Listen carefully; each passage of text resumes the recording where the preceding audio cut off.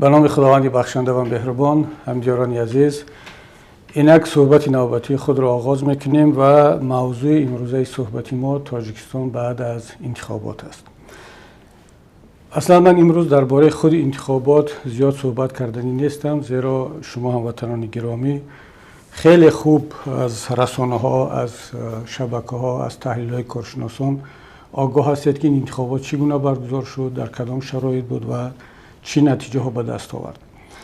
حداقل در همین 2-3 هفته اخیر من در 3 چهاره‌بینی آنلاینی درباره وضعیت تاجیکستان بعد از انتخابات شرکت کردم و اکثر کارشناسان بین المللی وطنی بر این نظرند که این انتخابات در سیاست‌های آینده تاجیکستان، در اقتصادیات و اجتماعیات یگان تغییرات جدی به بار نخواهد آورد، چون که نتیجه از قبل معلوم بود، نامزدها معلوم بودند و خود سناریوی انتخابات هم از قبل طراحی شده بود. اما برای همه کارشناسان دنیا که به تاجیکستان، به مسائل تاجیکستان توجه دارند، یک نکته خیلی مهم است که بعد از انتخابات تاجیکستان به کدام سمت خواهد رفت و در اقتصادیات، در اجتماعیات، در سیاست و در مسائل مثل حقوق بشر چه تغییراتی خواهد بود. حالا امروز ما می‌خواستیم یک تحلیل عمومی درباره وضع کشور بعد از انتخابات داشته باشیم. البته امکان ندارد که ما و شما در یک تحلیل، در یک صحبت تمام پهلوهای این مسئله را بحث کنیم، تحلیل کنیم و شاید که این آغاز یک سلسله از صحبت‌های ما باشد و من امیدوارم که دیگر کارشناسان هم در این موضوع نظرهای خود را خواهند گفت تا اینکه ملت تاجیک یک آمادگی داشته باشد که در این شرایط دشواری پس از کرونا و بعد از انتخابات در این بحران اقتصادی چه اریانتیرها داشته باشد و به کدام سمت حرکت کند. اگر دوستان گرامی یادشان باشد در ماه‌های اپریل بعد از آغاز کرونا ویروس من یک صحبت داشتم و در اونجا گفته بودم و این نظری تنها من نیست، اکثر کارشناسان این است که تاجیکستان را یک بحران عمیق اقتصادی و سیاسی انتظار هست و تمام عامل‌ها وجود دارند. شما خوب در یاد دارید که بعد از این صحبت‌های ما را مورد هجوم قرار دادند و گفتند که اینا یک عده از کسانی هستند که نیکی تاجیکستان را نمیخواهند، از بیرون نشستند تحلیل میکنند و معلومات‌های دروغ میدهند، در تاجیکستان کرونا ویروس نیست، همه چیز خوب است. اما بعداً آهسته معلوم شد که هم در تاجیکستان کرونا ویروس است و نه تنها هست بلکه با یک حجم بسیار گسترده و با عاقبت‌های خیلی هم سنگین. و از همه مهم و از همه بدترش این است که حکومت تاجیکستان هیچ برنامه برای مدیریت کرونا ویروس نداشت و از همه مهمش هیچ برنامه برای عاقبت‌های این پاندمی در کشور روی دست نداشت و امروز ما نتیجه هاش رو دیده ایستادیم. حکومت تلاش کرد که تا انتخابات وضعیت رو با یک شکل کنترل کند و حتی یکی از عامل‌هایی که چرا یک ماه پیشتر انتخابات را برگزار کردن این بود که تمام حساب و کتاب‌هایی که حکومت کرد و سازمان‌های بین‌المللی کردن به این نتیجه رسیدن که در ماه‌های نوامبر، در ماه‌های دکبر علیه شروع بحران اقتصادی در تاجیکستان آغاز خواهد شد و حکومت تلاش کرد که انتخابات را در یک شرایطی از لحاظ اقتصادی نسبتاً بهتر برگزار کند. و خودتان هم شاهد شدید برابر آن که انتخابات سپری شد یک باره در تاجیکستان نرخ‌ها بالا رفتند. بعضی نمود محصولات خبرهایی که ما از رسانه‌ها میگیریم 10% و 20% نه، یک مراتبه بالا رفتند و یک تحلیل بسیار عجیب است. من همیشه وقتی که این صحبت را آماده میکردم سر زدم به چندی از سایت‌های خبری که وضعیت رو در منطقه آسیای مرکزی ببینم که در همسایه کشورها چگونه است. در همسایه کشورها طبیعی است که در همه دنیا این کرونا ویروس به نرخ‌ها کمی تاثیر رساند، حتی در اروپا هم بعض مواد یک کمی بالا رفتند، اما نه به اون حد، نه به اون فایزی که در تاجیکستان هست. برای مثال بگیریم همسایه کشور قرقیزستان رو. قرقیزستانی که چند روز پیش پرزیدنتش رو در نتیجه یک انقلاب نوبتی عوض کرد. معمولا در این گونه حالت‌ها وقتی که پرزیدنت عوض می شود، انقلاب می شود، حکومت عوض می شود، به وضع اقتصادی خیلی تاثیر میرساند و نرخ‌ها بلند میروند یا وضعیت اقتصادی بدتر میشود. اما در قرقیزستان همسایه گویا که اصلا به اقتصاد هیچ تأثیر این انقلاب‌ها نداشت. شما در تاجیکستان ببینید نه انقلاب هست، نه یگان حادثه هست، نه اعتراضات هست. همون پرزیدنت 28 سال علاقه 29 سال می شود در سر قدرت است. اما چرا در قرقیزستان که این همه پرزیدنت ها عوض می شوند، این همه انقلاب ها هست و هر روز یک تظاهرات هست، اقتصادش از این ضربه نمی بیند، بلکه در تاجیکستان که با گفت طرفداران حکومت در اونجا صلح و ثبات است و استوار هست همه چیز و هیچ گونه مشکلی وجود ندارد، امن و امانت هست. برابر آن که یک انتخابات برگزار شود یا اینکه یک آوازه اگر در کشور پیدا شود، شما میبینید که نرخ‌ها بالا میروند. در دوشنبه خبرها بود که مردم برای گرفتن شکر و دیگر مواد غذایی علاقه نوبت ایستادند و به مردم طبق معیار چند کیلویی شکر و دیگر مواد را تقسیم میکنند. اینجا اگر یک نگاه صرف اقتصادی کنیم میبینیم که در تاجیکستان اون اینفراستراکچور اقتصادی کشور خراب شده است، از بین رفته است. برعکس در قرقیزستان همسایه نابسته از آن که در بالا چی میگذارد در سطح وزارت ها و حکومت و پرزیدنت، در پایان اینفراستراکچور اقتصادی به حد پرقوت شده است که هیچ تأثیر در حادثه های بالا در پایان در زندگی مردم، در تجارت، در استحصالات نمیگذارد. اگر در تاجیکستان برای مثال بدون انقلاب، بدون یگان جنگ و جدال نرخ مواد به مثلا 1 برابر در بعضی حالتها به 30% بالا رفته باشد، من دیروز وقتی که آمار قرقیزستان را میدیدم خیلی هم اگر بالا رفته باشد 10%، 5%، حتی در بعضی محصولات مثل شیر اینا در مقایسه با ماه فوریه این ماه اکتبر در قرقیزستان نرخ‌ها ارزان‌تر شده است. پس این هم بیانگر آن است که متاسفانه همون طوری که ما پیش بینی میکردیم تمام مکانیزم های داخلی اقتصادی کشور فلج شدند و کمترین حادثه میتواند این توازن اقتصادی وضع بازارها را از بین ببرد. خب این تنها یک مشکل اقتصادی نیست. من فکر میکنم که تاجیکستان علاقه وارد یک بحران عمیق فراگیر شده است که هم اقتصاد در اونجا دخیل هست، هم سیاست، هم فرهنگ، حقوق بشر و جامعه منتظر یک حادثه هست. جامعه منتظر آن هست که فردا چی می شود. بعضی خبرهایی که میرسد، بعضی تحلیل‌هایی که ما میگیریم بیانگر آن هستند که همه جامدان‌ها تیار آماده هستند که مرزها باز شود، مهاجرها به روسیه خواهند کوچید برای کار. اونایی که یک مقدار دانش دارند، زبان‌های خارجی را بلد هستند یا یک آمادگی بیشتر دارند، انتظار آن را دارند که به کشورهای دورتر مثل اروپا و امریکا سفر کنند، یک جای بهتری برای زندگی، برای کار، برای آینده فرزندهای خود پیدا کنند. این فضای عمومی کشور بعد از انتخابات است. شاید یک ایده که در مقام هستند، در منصب هستند، اونها یا به یک شکل به حاکمیت ربط دارند، معاش خوب میگیرن یا از طریق پاره گرفتن زندگیشون بهتر است. آنها میگن اصلا اینا چی دارن میگن؟ این از خارج استادن تحلیل های غلط میکنن، مردم رو ناامید میکنن.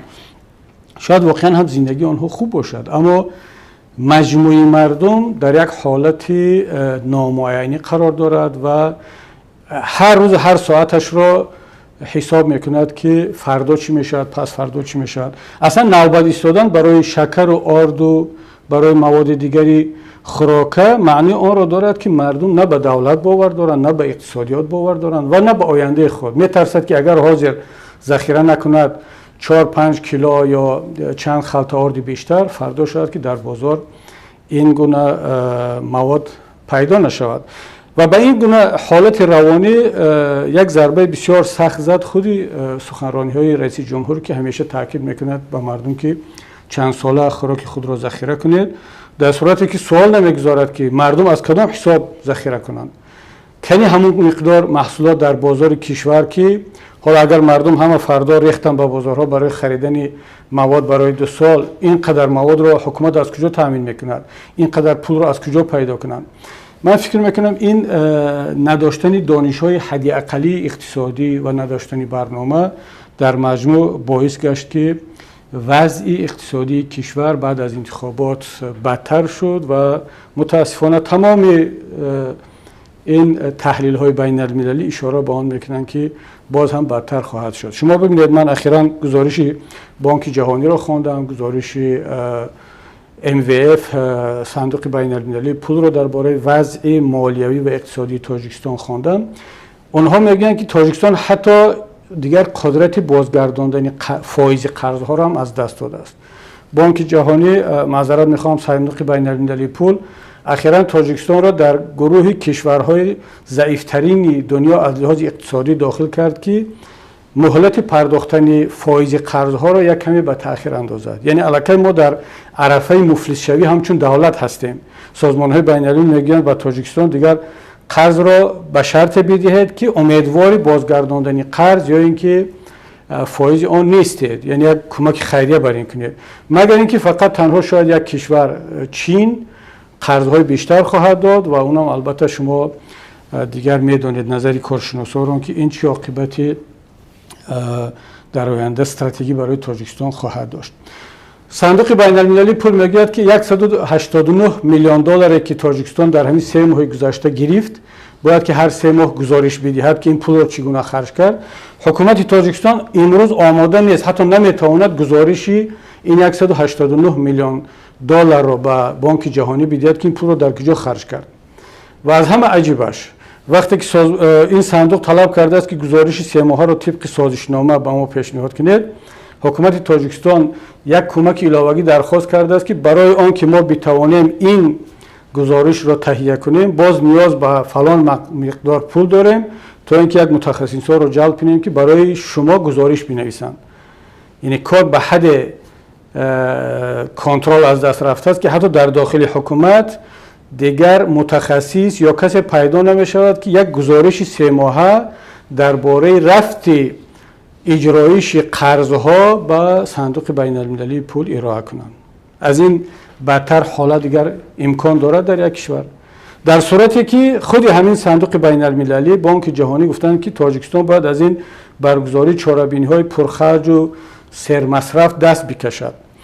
خوب شد که کرونا ویروس فشار آورد بالاشون که از این برگزاری حالا نمیدونم چاره‌بینی‌ها و روزهای جشن و عید و اینها دست کشیدن و نزدیک 500 میلیون دلار در بودجه کشور یعنی صرفه شد. اما ببینید که باز هم چون عادت کردن دیگر اینا امکان ندارد که مثلا در شرایط بد اقتصادی هم باشد یک جشنواره برگزار نکنند. باز جشن مهرگان، آشی پلوخوری، مسابقه و حتی خود رئیس جمهور همچون داور در اونجا شرکت میکند. این یک نمودی مسخره کردن جامعه جهانی و مردم است.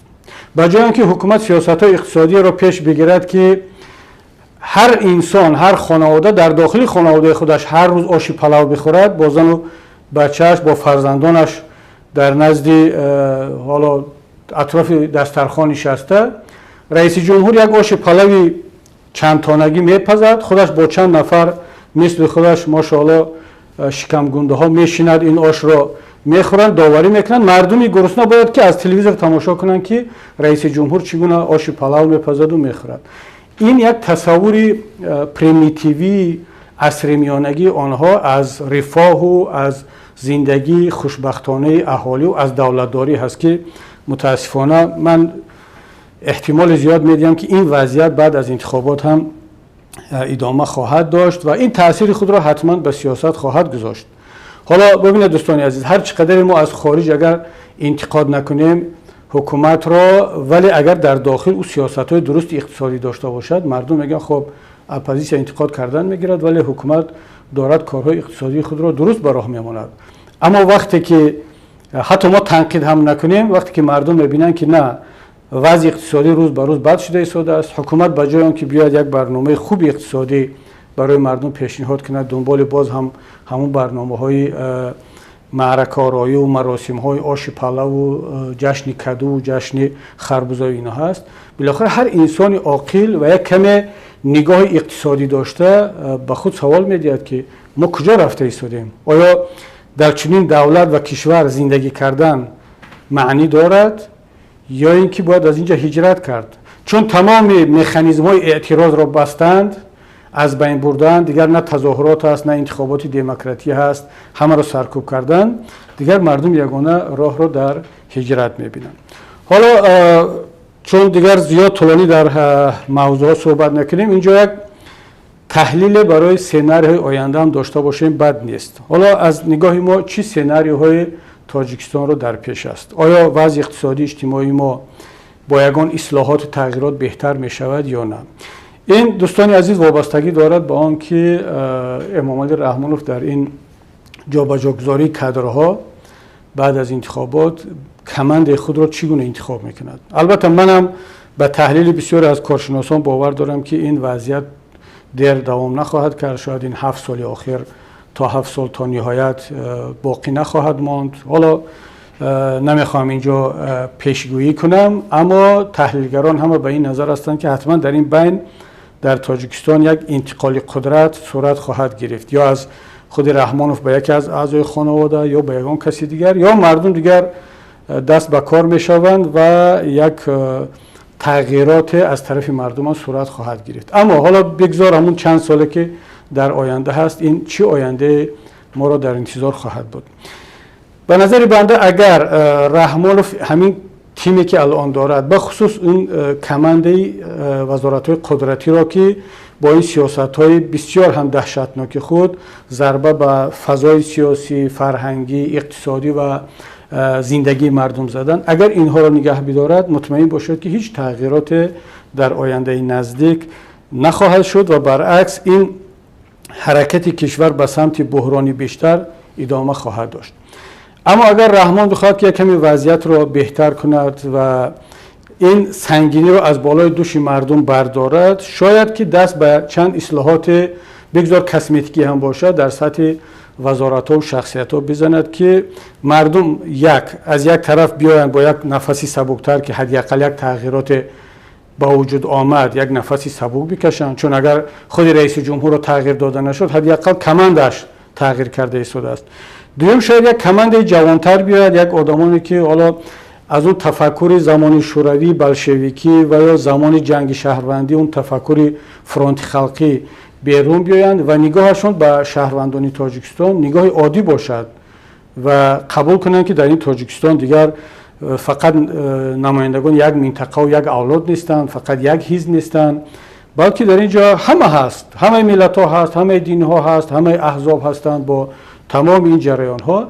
اگر نگاهشون تغییر کرد، شاید در اون صورت یک سبکی از لحاظ روانی، از لحاظ اقتصادی و سیاسی بالای مردم بیاید و یک تغییرات های صورت بگیرد. اگر این کار نشود، دیگر یقینا که متاسفانه تاجیکستان به همون سیناریوی بدتر حرکت خواهد کرد و در اینجا نقش اپوزیسیون چی میماند؟ من فکر میکنم که تمام نیروهایی که در خارج کشور هستند و حتی کسانی هم که در داخل کشور هستند، بخصوص مهاجرین که امروز در یک حالت معلق قرار دارند، نمیدونند برگردند بیستند، تقدیر آنها چی می شود، باید ما آهسته آهسته این گونه تحلیل ها را بیشتر کنیم و واقعیت ها را با چشم باز ببینیم و دیگر جای نگرانی، جای ترس نیست. اگر اونهایی که فکر میکردن که ما حکومت رو تنقید کنیم شاید که وضع از این بدتر شود، دوستانی عزیز، از این بدتر دیگر چی می شود؟ تاجیکستان امروز از جمله 10 کشور قشاق‌ترین دنیا هست، از جمله 15 کشور فساد زده ترین دنیا هست. البته بانک جهانی هم دیگر امیدش رو از ما کند، میگوید که دیگر مهلت پرداخت قرضها را و فایزها را هم مثل کشورهای دیگر افریقایی، مثل یمن، مثل سومالی، اینها از بحرش بگذارید و عقب پرتید. ما از جمله 8 کشوری در جای 8م هستیم از لحاظ سرکوبگرترین حکومت جهان هستیم، مثل کره شمالی و سوریه و دیگر کشورها. خب از این بدتر برای یک ملت چی هست؟ چی میتواند باشد که حالا هم ما بگیم که دیگر تنقید نکنیم، حرف نزنیم؟ من فکر میکنم که اینجا باز دیگر البته نه با روش‌های خیلی هم خشین افراطی، حالا چه افراطی، افراط‌گرایانه از لحاظ سیاسی هست، دنیوی هست یا مذهبی هست، ولی با راه‌های متمدن با یک جسارت باید موقع خود را بگیم که این طرز حاکمیت کردن دیگر ملت را به نابودی بردن است و من امیدوارم که این گونه صحبت ها، این گونه موقع گیری ها در آینده بیشتر خواهد شد و ما هم در پیمان ملی تاجیکستان در خدمت مردم عزیزمان خواهیم بود. حالا در اینجا من صحبت خود را انجام می‌رسانم و اگر سوال‌های هست دوستان در استودیو آماده کرده باشند انشاءالله که آماده هستم به چند سوال شما هم جواب بگویم. خب اینجا سوال‌ها رو چند تا آماده کردند. یک دوستان با نام منصور سوال دادن که رسانه ها نوشتند که شرکت داماد پرزیدنت تنها از نشر کتاب تاجیکان 13.5 میلیون دلار درآمد صاف از حساب بودجه گرفتند. آیا این یک نمود کروپسیون نیست؟ دوستی عزیزم منصور، این یک نمود کروپسیون نیست بلکه این خود عین کروپسیون است. یعنی کروپسیون دیگر از این آشکارتر و کلانتر نمی شود. بودجه در اختیار پرزیدنت، بودجه کشور، اون شرکتی که یا که مؤسسه دولتی که سفارشگر هست، حالا اسمش مؤسسه دولتی برای خریدها هست یا هر چیزی که هست، اونم در اختیار یک داماد پرزیدنت، یک داماد دیگرش. این شرکتی هم که متعلق به فراز است، دیگر شما در رسانه خودتون خواندید، این هم از یک داماد دیگری پرزیدنت. نفر اول عائله پول را از بودجه جدا میکند، گویا برای یک کار بسیار خیر ملی مثل نشر کردن کتاب تاجیکان که واقعا یک کتاب بسیار مهم است، کتابی که باید، حالا شاید نیست که همه اون را بخوانند، مهم است که همه اون محتوای اون را بدانند درباره چی گفتند. اما ببینید در یک شرایطی که واقعا وضع اقتصادی خیلی خراب است، مردم دیگر نان خوردن ندارند، حکومت میاد به این مبلغ چند میلیونی کتاب را نشر میکند و گویا که به مردم برای آگاهی و برای خودشناسی ملی یک خدمت کرده شده است. من به خود این کار که کتاب نشر شود، کتاب تاجیکان در هر خانه باشد، اصلا مخالفت ندارم، بلکه این یک کار بسیار ستودنی است. اما چرا این کار یک مردم خودش نکنند؟ شرکت ها هم کتاب را نشر نکنند، در بازار به فروش نبرارند و مردم خودش حالا بروند کتاب بخرند. خب حالا بالفرض اگر رحمانوف با این نگاه بسیار وطن دوستانه و ملت دوستانه خواست که این کتاب را نشر کند و بدهد به دست مردم در هر خانواده یک کتاب باشد و پول را هم از بودجه جدا کرد، چرا باید این پول را حتما شرکت متعلق به داماد خودش صاحب شود و این با یک نرخ بسیار هم گران این کتاب را نشر کند، در صورتی که رسانه ها نوشتن که در این تندر، به نام تندری که تشکیل کردن، شرکت های دیگر اشتراک داشتن، نرخ ارزانتر پیشنهاد کردن و شرکت های عادی هم نه، شرکت هایی که تجربه دارند. برای چی این کار صورت نگرفت؟ این ببینید دوستان عزیز، این یک نشانه از آن است که کروپسیون در تاجیکستان چقدر ریشه دوانده است و دیگر در یک حالت بی‌پردگی هست. دیگر اصلا حتی فکر نمیکنن که یک مکانیزم های را با وجود بیارن که اون را از چشم مردم پنهان کنن.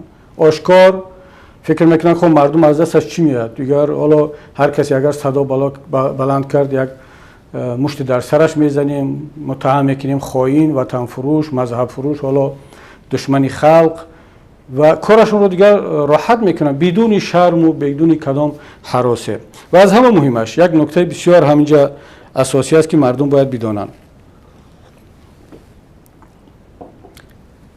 پول ملت قبل از اون که حالا به بودجه برسد الکی دزدیده می شود. یعنی اون مبلغی که در بودجه جمع می شود از حساب گمرک، از حساب انداز، از حساب پول برق، پول آلومینی، پول پخته، اون نلاگی که اندازه که ما از معاش می سپاریم، این در راه به سوی بودجه الکی یک قسم زیادش دزدیده می شود و اون پولی که وارد بودجه می شود اگر حداقل همون دزدیده نشود باز برای مردم یک کمی کمک می شود. معاش معلمان، معاش طبیبان، این مبارزه با کرونا ویروس، نفقه، استیپندیای دانشجویان، بالاخره راه یک جا ساخته می شود.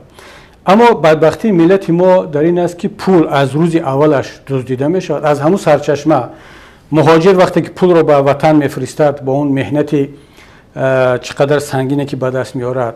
در راه به سوی بانک تاجیکستان، به سوی حالا بازار تا به بودجه رسیدن این پول دزدیده می شود کم کم.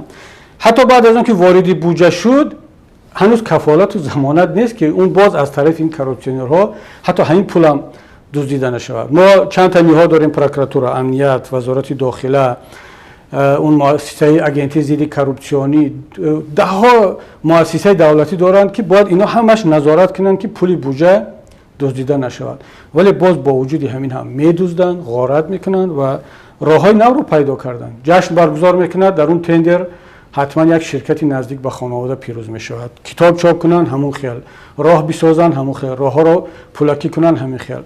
یعنی پول ملت در هیچ مرحله کفالت ندارد که دزدیده نمی شود. این است متاسفانه تحلیل ما از وضعیتی که هست و من دیگر این رو تنها یک نمودی از کاروپسیا نه، یک عین همون کاروپسیا می حسابم. خب یک سوال دیگر از استودیو آمده است. چند سوال درباره نشر یک نوار از صحبت‌های خصوصی شما در شبکه‌ها وارد شده است. نظر شما را درباره این نوار می‌پرسند. اکثر سوال‌ها به همین مضمون هستند. خب دوستان عزیز در استودیو یا هر کسانی که به استودیو این سوال‌ها را روان کردید، بله من این نوار را دیدم، شاید روزی یک روز بعدش به من فرستادن. این نوار برای من نواری نو نبود. من اینجا میخوام یک نکته رو براتون شرح بدیم که این نوار هنوز سال 2014 به دست من رسیده بود از دو طریق. یکی از یک روز در پارلمان آمدم که نوار رو به دستم دادن، یکی از کارمندان پارلمان از کاتبات و گفتن که دو نفر آوردن و خواهش کردن که این رو در درون یک کنورت یک CD بود به فلانی برسونید. من آمدم به اتاق کاریم و در اون لپتاپ خودم نموندم چون گفتم CD رو نمیشناسم از کی است، شاید یک ویروس باشد. در کامپیوتری که رسمی از پارلمان است در اون موندم، دیدم که آغاز شد عکس اون عکسی که الان در اینجا هست، یک دو تا عکس دیگر، من و یک خانم دیگر، و در اونجا شروع کردن با همون گونه سرلوحه‌ها و که حالا درباره فلانی و زندگی شخصی و حرفا و ایناش. و این CD تقریبا 36 یا نزدیک 37 دقیقه، حالا اون چیزی که نشر کردن یک چیز 4-5 دقیقه باشد، این جزء از همون نوارهای هست که من قبلا سال 2014 این رو داشتم و اون در اونجا به همین مضمون چند تا از لحظه های دیگر که ثبت کردن، گفتگوهای دیگر رو، و در اونجا صحبت های اقتصادی هم هست که من با برادرم دادرم یک صحبتی درباره کدام کارخانه و اون بازاری ما را که گرفته بودن در اونجا صحبت کرده ایستادم. با معاونم سعید عمر درباره کدام مسئله داخل حزبی صحبت داریم، باز با چند نفر دیگر این گونه صحبت ها هست. از آن جمله صحبت های هم با همین مضمون که هست.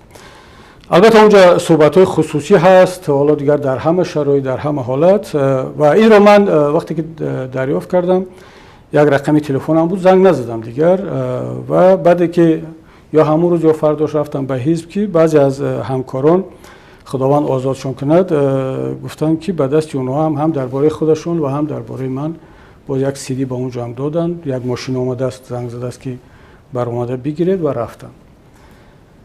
گفتن چیکار کنیم و شیشتیم با بعضی از دوستان مشورت کردیم.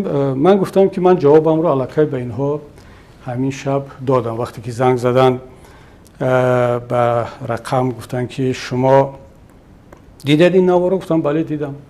حالا چی اگر این نشر شود چی میشود؟ من گفتم خیلی کاری بد میشود.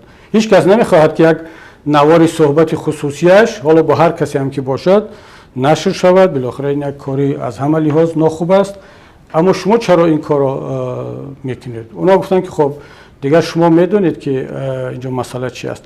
یادتون باشه دوستان عزیز، هموطنان، عیناً همون شب و روزی بود که دیگر در تاجیکستان در تلویزیون‌های حکومتی نوارهای نشر میشد و هدفناک ثبت میکردن، مردم رو نشر میکردن و گفتن که خب دیگه شما خودتون میدونید با این سیاستایی که شما دارید و انتقاد میکنید و دیگر عقب نشینی نمیکنید، دیگر باید خودتون فکر کنید. من گفتم نه، ما دیگر اون سیاستایی که داریم هیچ وقت به خاطر اون که کسی ثبت میکند، کسی نشر میکند، عقب نشینی نخواهیم کرد. و حتی یک تاش گفت که ما ویدیو هم داریم. گفتم حالا داشته باشید ویدیو. حتی معذرت میخوام از هموطنان گرامی، یک کمی دغل‌تر هم گفتم که شما میتونید این رو با اگر بسیار لازم هست برای شما در خانه‌تون با خانمتون تماشا کنید و شاید به درد بخورد به شما. و این صحبتایی که ما با اونا کردیم، من با دوستان گفتم که خب این جواب من بود، حالا شما خودتون اگر چی درباره من نوار دادم به شما، چی درباره خودتون، حالا ببینید که این موقعی ما هست. بعد فهمیدم که تنها درباره من چند نوارهای دیگرم یا مثل همین CD برای دیگرانم آماده کردم و ما تصمیم گرفتیم که نه دیگر این مبارزه هست، حیات شخصی است و مبارزه است. اگر همه کسانی که بالاشون همین فشار میارند، آنها را CD میارن بالای میز میمونند، آنها را زنگ میزنند یا نوارها را نشر میکنند، از مبارزه دست بکشد، این ملت کجا میرود دیگر؟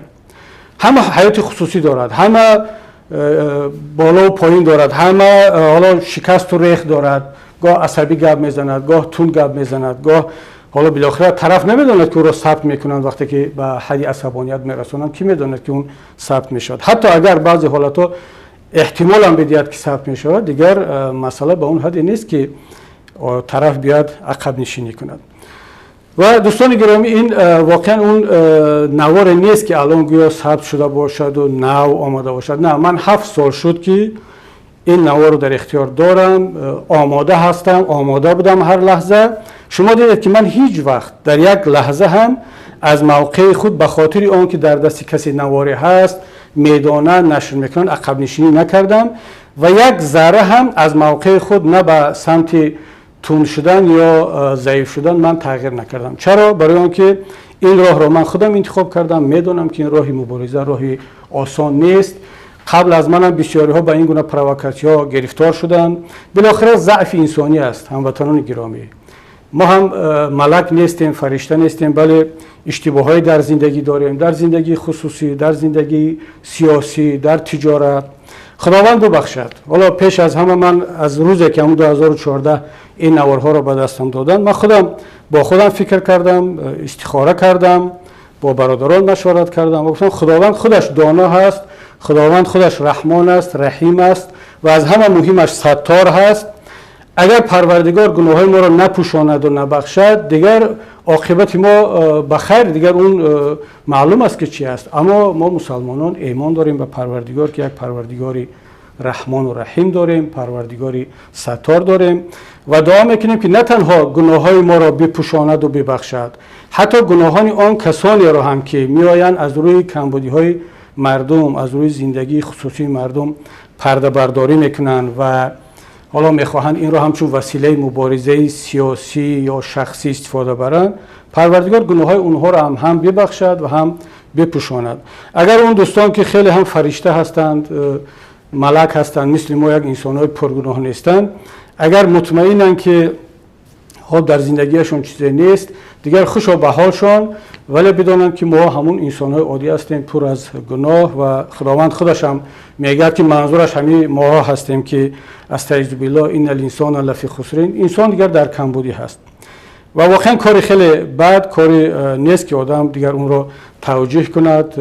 من حالا اینجا شاید قبلا در یک صحبتم از همه کسانی هم که حالا احساس میکردن که از زبان من یا از رفتارهای من ناراحت شدند و حالا با آنها ضربه شده است، عذرخواهی کرده بودم. حالا میدونم که چقدر سنگین است برای خانواده من، برای دوستان من، برای برادران خواهران در حزب، در پیمان و اصلا برای همه کسانی که در تاجیکستان یک حیات شخصی دارن. این حالت را وقتی که میبینن، خاصتا با یک دوستشان باشد، خیلی برایشان سنگین است.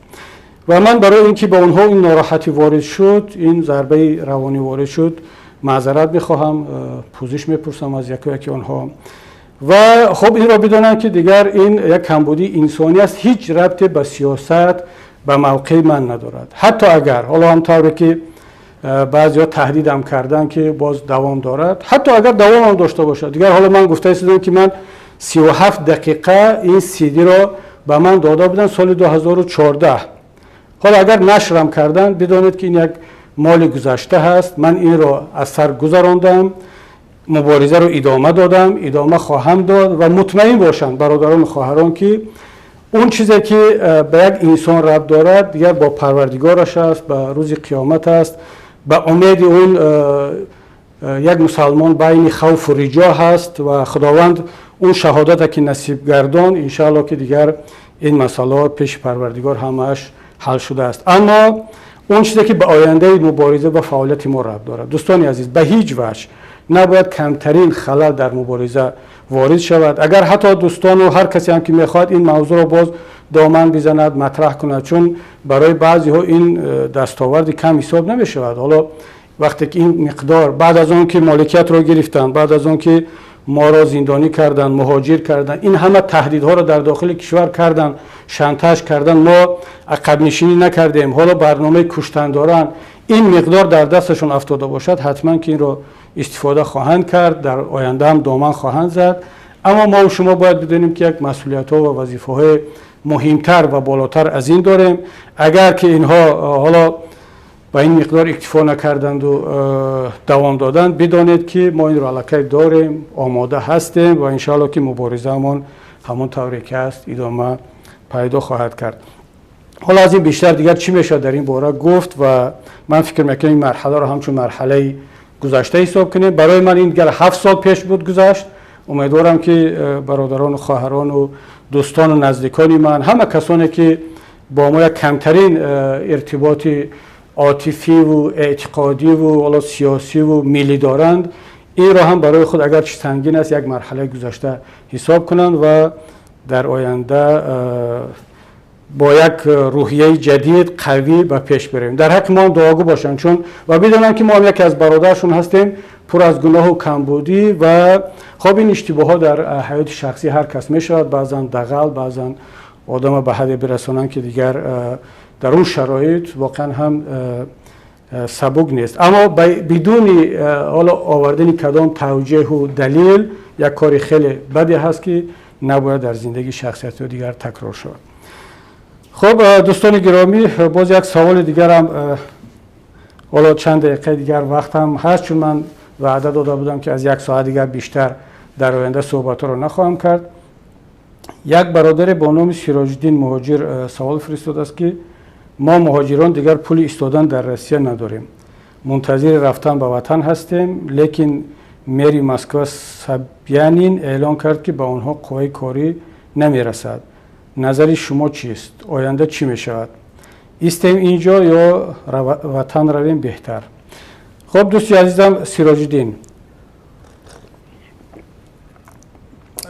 من پیشتر در همین صحبتم یک اشاره کردم که مهاجرین عزیز ما در خارج در یک حالت معلق قرار دارند و آنها نمیدونن به وطن بر بگردن بمانند، زیرا که از یک طرف در تاجیکستان جای کار نیست، راهها بسته است، حالا پروازها هم آغاز شدن مثل که پروازهای چارتری و خیلی هم گران مسافران را، مهاجرین را میبرند.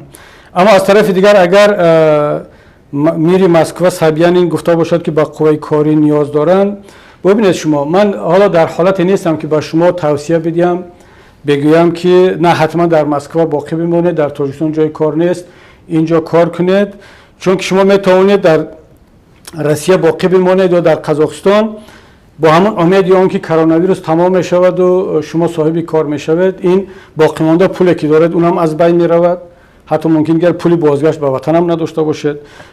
دیگر یقین هست که حکومت تاجیکستان برای شهروندانش هواپیمای بی پول نمیفرستد مثل کشورهای دیگر دنیا، بلکه نرخ بلیط رو باز 1 برابر بیشتر کردن. پس در این حالت به نظر من این است که شما اگر امکان هست برگردید به تاجیکستان.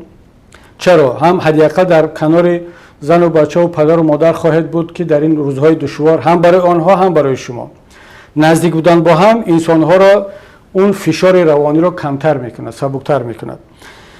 و اما یک مسئله دیگر است که از لحاظ استراتژی باید ما فکر کنیم. اگر شما برگشتید به تاجیکستان و دیگر در اونجا جای کار نباشد که حتما نیست، دیگر الکی معلوم است وضعیت، باید که هم سازمان هایی که در روسیه کار میکنن، سازمان های دفاع از حقوق مهاجرین، بخصوص سازمان های تاجیکی، حالا نمیدونیم وضعیتی که برادر عزت امان دارد، فشارهایی که بالای او هست، آیا میتواند این کار را انجام داده؟ اگر نه، اون نمایندگی خدمات مهاجرتی تاجیکستان، سفارت تاجیکستان وزارت مهنتی تاجیکستان در یک جایگی با نهادهای بین المللی برای مهاجران تاجیک در آینده در روسیه، در قزاقستان، در هر جای دیگری که باشد باید یک شرایط خوبی کاری از لحاظ اقتصادی، از لحاظ معاش، از لحاظ حقوقی و از همه مهمش از لحاظ طبی باید که آماده کنم. امروز مهاجر تاجیک وقتی که به این مشکل گرفتار شد در روسیه، این مهاجر کوچه میروبد، جنگل میبرد، این همه کارهای سنگین را میکند، خیشت میکشد، در پدوالها خواب است، به بودجه روسیه پول میدارد، به بودجه تاجیکستان پول میدارد، به خویش و تبار و به خانواده‌اش پول تامین میکند. وقتی که این مصیبت بالای سر مهاجرین آمد در پدوالها، در جنگلها، ما دیدیم وضعیت را، نه حکومت روسیه به کمک آنها رسید، نه حکومت تاجیکستان و حتی ما بعض نوارها را دیدیم که خویش و تبارها میگن که خب دیگر اکنون طاقت کنید و در همین شرایط هم منتظرن که مهاجر بیچاره با آنها پول بفرستد. اینها را نه با استراخوفکای طبی تامین کردن، نه با یگان استراخوفکایی که در حالت بیماری اینها چیکار کنن، با تقدیر خود گر سپرده شدند و من فکر میکنم که وقتی آن رسیده است که هم خود مهاجرین زحمت بکشند و یک جمعیت‌های تشکیل کنند که از حقوق آنها در روسیه در دیگر کشورها دفاع کرده توانند و در آینده قبل از آن که به روسیه برای کار بیایند باید اول حجت در دست داشته باشند که سقوطه طبی آنها، استراخوفکای آنها چی می شود اگر اینها کسل شدن، بی معاش موندن، اگر اینها را از منزل از جای کار بیرون کردن، اینها را کی سقوطه میکند؟ در تمام دنیا، در همین اروپا هم اگر یک آدم می رود کار میکند، چه مهاجر است چه شهروند، اول او را از تمام این حالت ها سقوطه میکنند. در صورتی که یک بی‌عدالتی شد یا یک حادثه شد او مطمئن است، دلش پر است که در کوچه نمیموند، به تبابت نمیموند و معاشش داده می شود. من فکر میکنم که مهاجرین ما برگردند به تاجیکستان در این شرایط اگر میتوانند در اونجا یک مدت رو نزد پدر و مادر بگذرونند و اگر میخواهند که دوباره به روسیه برگردند شرایط کاری بهتر شود و جای کار پیدا شود، قبل از آمدن دیگر همون مثل پیشینه به طور خواتیکی نه بلیت را گرفت و خداحافظی کرد و لباسا را گرفت به روسیه آمد، بعد در اینجا شروع میکند به جای کار کافتن. من فکر میکنم دیگر این اشتباه را نکنیم، بلکه از قبل با یک شرطنامه با داشتن بعضی کفالت‌های مینیمالی به روسیه برای کار بیاییم بهتر است. و از همه مهمش دوستان عزیز، من فکر میکنم که اگر به وطن برگشتید و اونجا موندید، از حکومت تاجیکستان طلب کنید که در داخل وطن برای شما جای کار پیدا کند. چرا شما همیشه در یک حالت معلق نامعینی باشید در روسیه که تقدیرتون چی میشد؟ وطن ما و شما هست، وطن یک گروه نیست. شما برگردید به وطن، این سوالها را از وطن بدهید، این فعالیت‌ها را در وطن کنید و اجازه ندهید که این مردم رو به این حال بیارن. حالا به خاطر آنکه مردم فراموش کنن مشکلات اقتصادی، مشکلات جامعه را، ذهن مردم را میکشونن به این طرف، این نوارها پهن میکنن تا اینکه مردم درباره کار فکر نکنند، مردم درباره آینده اقتصاد فکر نکنند، درباره این ظلم ها فکر نکند. وقتی آن رسیده است که دیگه همه باید برگردند و کار کنند که از حکومت طلب کرده شود که دیگر شروع کند به انجام مسئولیت خودش. شهروند باید جای کار داشته باشد، معاش خوب داشته باشد، دانشگاه و مکتب و باغچه خوب داشته باشد برای فرزندانش و یک آینده نیک داشته باشد که در این وطن بهشت آسا که از پروردگار به ما همچون هدیه داده شده است، یک زندگی واقعا بهشتانه داشته باشد. نشود که از لحاظ طبیعت پروردگار به ما یک وطن بهشت آسا را داده است، ولی از لحاظ زندگی بود و باش به مثل یک دوزخ باشند مردم در آن و از وطن فرار کنند. خب دیگر همین از توصیه ما به شما برادران. این دقیقاً نزدیک یک ساعت می شود ما صحبت داریم و انشاءالله که سوالهایی که دیگر اینجا مانده است در صحبت‌های بعدی در خدمت شما خواهیم بود تا صحبت‌های آینده در پناه پروردگار باشد. السلام علیکم و رحمت الله و برکاته.